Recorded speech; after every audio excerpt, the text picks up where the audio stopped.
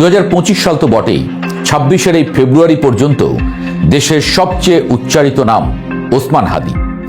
এত ইস্যু আসছে যাচ্ছে, কিন্তু হাদি ইস্যু যেন চিরজীবন্ত। মানুষ ভালোবেসেছে, মানুষ শোক করেছে হাদির মৃত্যুতে। অনেকে বলেন হাদির যা জনপ্রিয়তা ছিল তাতে নির্বাচনে শেষমেশ জিতেও যেতে পারতেন তিনি।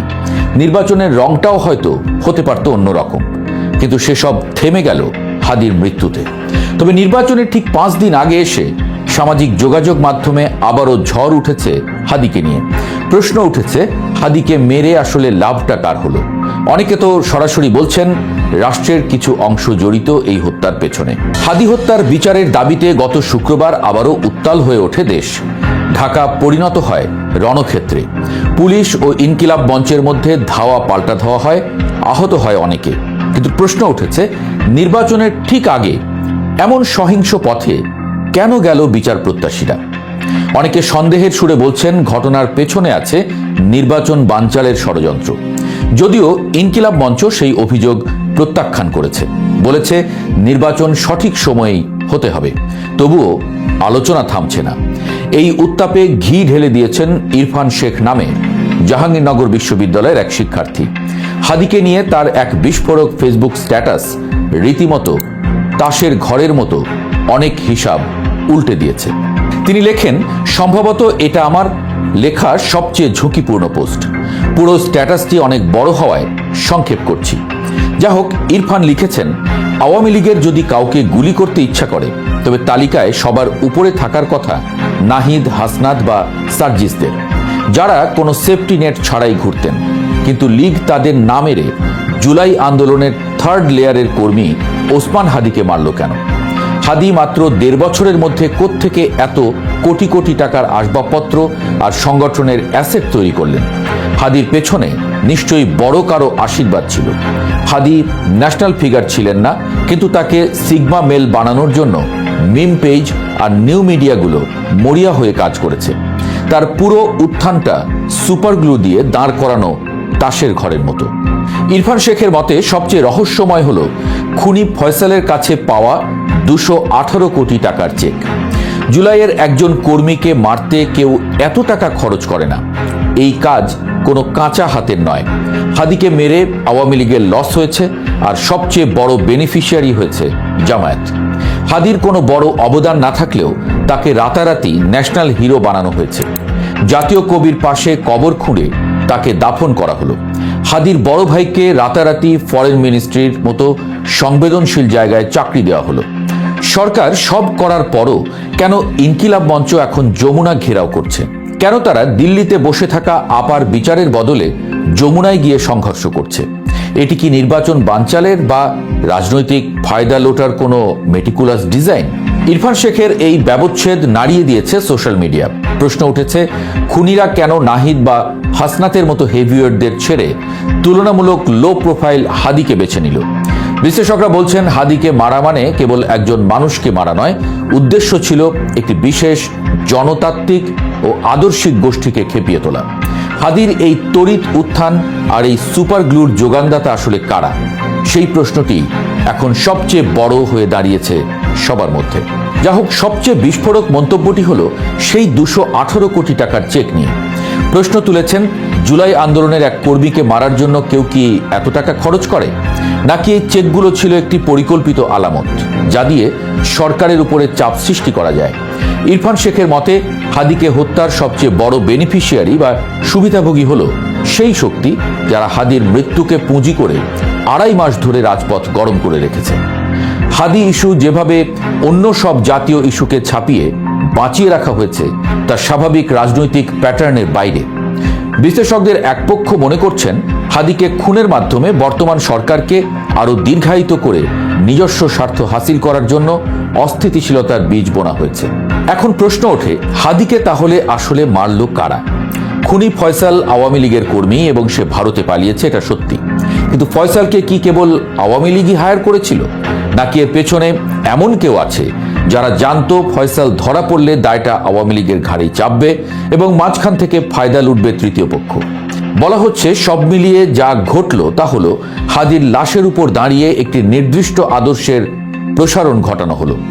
কবি নজরুলের সমাধিতে হাদিকে দাফন করার মতো ইরেশনাল কাজও যখন সম্ভব হয়, তখন বুঝতে হবে এই প্রজেক্টের পেছনে কতটা শক্তিশালী মাস্টারমাইন্ড কাজ করছে। ইরফানের ভাষায় সবচেয়ে অদ্ভুত বৈপরীত্য হল ইনকিলাব মঞ্চের বর্তমান অবস্থান। হাদি সমর্থিত সরকার ক্ষমতায় থাকার পরেও কেন এই রাজপথের সহিংসতা? সরকার হাদির পরিবারকে 2 কোটি টাকা দিয়েছে, আর ভাইকে যুক্তরাজ্যের হাই কমিশনে চাকরি দিয়েছে। এমনকি তদন্তের স্বচ্ছতার জন্য খোদ প্রধান উপদেষ্টা জাতিসংঘের সাহায্য চেয়ে চিঠি দিয়েছেন।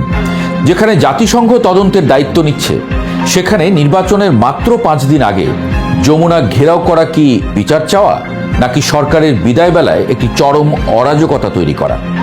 বিশেষজ্ঞদের মতে ইনকিলাব মঞ্চ যমুনায় গিয়ে সেই শাহবাগী আমলের ফুটেজখড়ি আন্দোলন করছে, যেখানে উদ্দেশ্য বিচার নয়, উল্টো পুলিশের সঙ্গে মারামারি করে ভিকটিম সেজে রাজনৈতিক ফায়দা লোটা।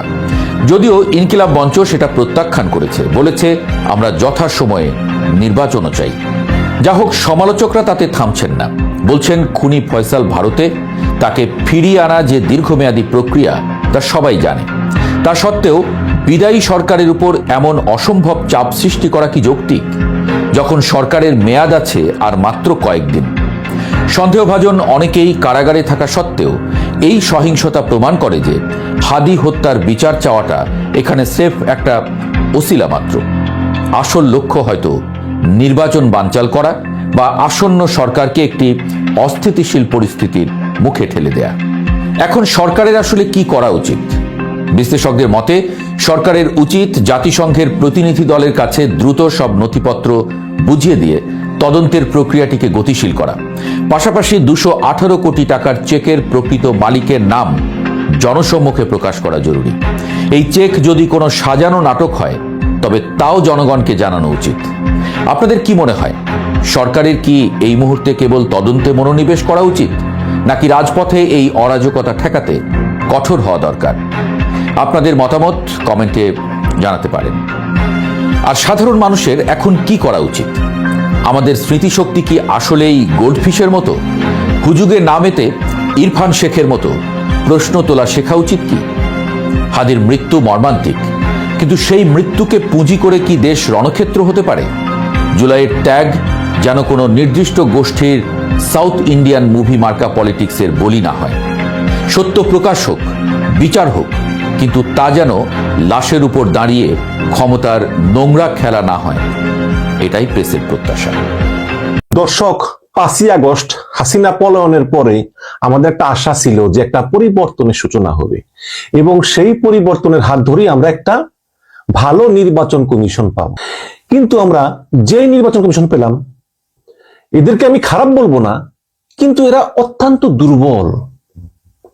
এই যে সিইসি নাসির উদ্দিন, তিনি অত্যন্ত দুর্বল, অত্যন্ত ভয় পান। আপনি দেখুন, যখন একটা আওয়াজ উঠল যে এই ঋণ খেলাপি এবং দ্বৈত নাগরিক, এদের মনোনয়ন বৈধ ঘোষণা করা হবে না, তখনই ছাত্রদল নির্বাচন কমিশন ঘেরাও করলো, এবং ইলেকশনের আগে নির্বাচন কমিশনকে প্রভাবিত করার জন্য নির্বাচন কমিশন ঘেরাও একটি ন্যাক্কারজনক ঘটনা, এটাই ছাত্রদল করলো। হ্যাঁ, তারপরে সেই সব ঋণ খেলাপি, সেই সব দ্বৈত নাগরিকদের মনোনয়ন বৈধ হয়ে গেল। একজন নির্বাচন কমিশনার বললেন, বুকে অনেক কষ্ট নিয়ে আমরা তাদের মনোনয়ন বৈধ বলে ঘোষণা করেছি। তো এই হচ্ছে নির্বাচন কমিশনের অবস্থা। আচ্ছা, বুকে হাত দিয়ে বলেন তো, আপনারা কি বিশ্বাস করেন যে আমতারেকের দল নিবন্ধন পেতে পারে? পারে না তো। সেই আমতারেক অনশনে বসলো, তারপর একটি বিশেষ দলের স্থায়ী কমিটির সদস্য তার অনশন ভাঙালেন এবং নির্বাচন কমিশনে বললেন নিবন্ধন দিয়ে দাও। তখন এই আমতারেকের দল, যার কোনো অফিস টফিস কিচ্ছু নাই, সেই দলকেও নিবন্ধন দেওয়া হলো। এখন নিবন্ধন পেয়ে আমতারেক দ্বিগুণ উৎসাহে সেই দলটির পক্ষে প্রচারণা করতেছে। পাশা নাম একটি এনজিও, সেই নাম সর্বস্ব এনজিও থেকে 10,000 পর্যবেক্ষক নিয়োগ দিয়েছে ইলেকশন কমিশন, মানে নির্বাচন কমিশন। তাদের কাজ কি? কোন উদ্দেশ্যে দেওয়া হয়েছে? কোন দলের সুপারিশে দেওয়া হয়েছে? এগুলো নিয়ে কিন্তু প্রশ্ন উঠবে। আপনি এমন একটা এনজিও পাশা, যাদের বাসার ড্রয়িং রুমে হচ্ছে অফিস এবং ওই বাসার মালিকই হচ্ছে এনজিওর মালিক, তাকে দিলেন আপনি 10,000 পর্যবেক্ষক নিয়োগের অনুমতি। কোন উদ্দেশ্যে?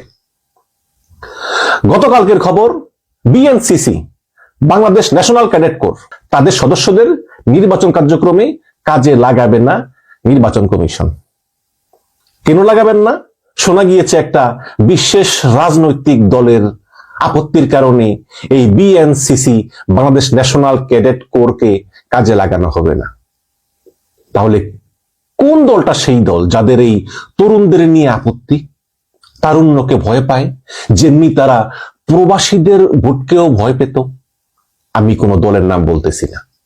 এখন আবার বলতেছে ভোট কেন্দ্রের 400 গজের মধ্যে মোবাইল ফোন নেওয়া যাবে না। তার মানে ভোট কেন্দ্রে যাই ঘটুক বা যেই জালিয়াতি চলুক, এটা মোবাইল ফোনে আর ধারণ করা যাবে না। তারা উদাহরণ দেন যে পরীক্ষার হলেও তো ফোন নেওয়া যায় না। আরে ভাই, পরীক্ষার হলে এটা হচ্ছে যেই ব্যক্তি পরীক্ষা দেয়, এটা তার জীবনের ব্যাপার, তার ক্যারিয়ারের ব্যাপার।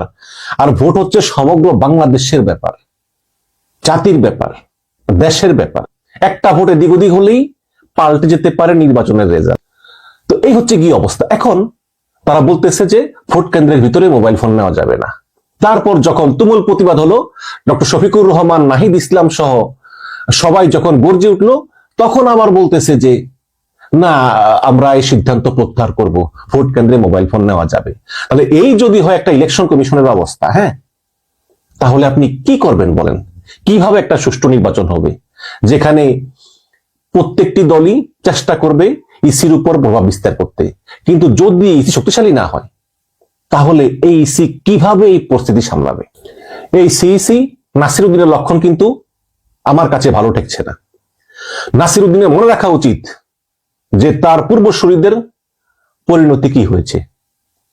সেই হুদা কমিশনার হুদাকে জুতা পেটা করে পাবলিক পুলিশে দিয়েছে, যদিও আমি এটা পক্ষে নই। আর বাকি থাকে আউয়াল কমিশনার আউয়াল, তিনি নিজেই এসে পুলিশের কাছে ধরা দিয়েছেন এবং তারা দুইজনই বর্তমানে জেলে। আর এই নাসির কমিশনার নাসির ভোটের 2 দিন আগে বলতেছেন 400 গজের মধ্যে মোবাইল ফোন নেওয়া যাবে না, এবং নির্বাচন কমিশনার আব্দুর রহমান মাসুদ বলতেছেন আমরা মোবাইল ফোনকে ভয় পাই, আমরা সোশ্যাল মিডিয়াকে ভয় পাই, সেই ভয় থেকেই আমরা সিদ্ধান্ত নিয়েছি। তাহলে ভাই, আপনি যদি কোনো বেআইনি কাজ না করেন, আপনি ভয় পাবেন কেন? সেটা মোবাইল ফোন থাকুক আর যাই থাকুক, তাই না? কথা হচ্ছে যে এই নির্বাচন কমিশন কিন্তু সবাইকে কন্ট্রোল করলেও মোবাইল সাংবাদিকদের কিন্তু কন্ট্রোল করতে পারবে না। প্রত্যেকটা জায়গায় জায়গায় প্রত্যেকটা অপকর্ম এই মোবাইল সাংবাদিকরা ধরবে। হ্যাঁ, যেই জায়গায় গোপনে ভোট দিবে, সেই ওই যে পর্দা দিয়ে ঘেরা থাকে, ওই জায়গাটা ছাড়া আর প্রত্যেকটা জায়গায় মোবাইল ব্যবহার করার অনুমতি দিতে হবে। মানুষ 17 বছর পরে তাদের ভোটের অধিকার পেতে যাচ্ছে। সুতরাং এই নির্বাচন নিয়ে কোন ষড়যন্ত্র বাংলার মানুষ মেনে নেবে না, এটা হচ্ছে বাস্তবতা। ভোট কেন্দ্রে মোবাইল ফোন নেওয়া যাবে না, এটা হচ্ছে হাসিনার আইন। হাসিনার আমলেও এরকম বলেছিল যে ভোট কেন্দ্রে মোবাইল ফোন বা ক্যামেরা নিয়ে ঢোকার আগে প্রিজাইডিং অফিসারের অনুমতি নিতে হবে। এখন এই নাসিরউদ্দিনও আবার সেই হাসিনার আইনই করতে চায়। তো নাসিরউদ্দিন সাহেব এতই যদি হাসিনার আইন ভালোবাসেন, তাহলে ওই পরিণতি কিন্তু হাসিনার মতোই হবে। হ্যাঁ, আর ওসমান হাদির মৃত্যুর পরে সিএসি নাসিরউদ্দিন বলেছিল যে এটি বিচ্ছিন্ন ঘটনা। ওসমান হাদির মৃত্যু নাকি এই নাসিরউদ্দিনের কাছে একটা বিচ্ছিন্ন ঘটনা। তখন থেকে কিন্তু বোঝা গিয়েছে যে এই নাসিরউদ্দিন আসলে কোন লেভেলে খেলতেছে। যে যায় লঙ্কায় সেই হয় রাবণ। আগে খুব ভালো মানুষ ছিল, কিন্তু এখন ওই সিএসি চেয়ারে বসছে, তো এই জন্য একটু মানে চিন্তা করে কোন দিকে যাওয়া যায়, কোন দিকে গেলে ভালো হয়, কোন দিকে গেলে সেফ হয়। এগুলো আপনি আপনার সেফটি চিন্তা করে হয়তো একটা দলের পক্ষে কাজ করতেই পারেন, কিন্তু মনে রাখবেন বাংলার মানুষ আপনাকে যে সম্মানের চেয়ারে বসিয়েছে, অন্তত এই সম্মানটা রাখেন, একটা সুষ্ঠু নির্বাচন উপহার দেন।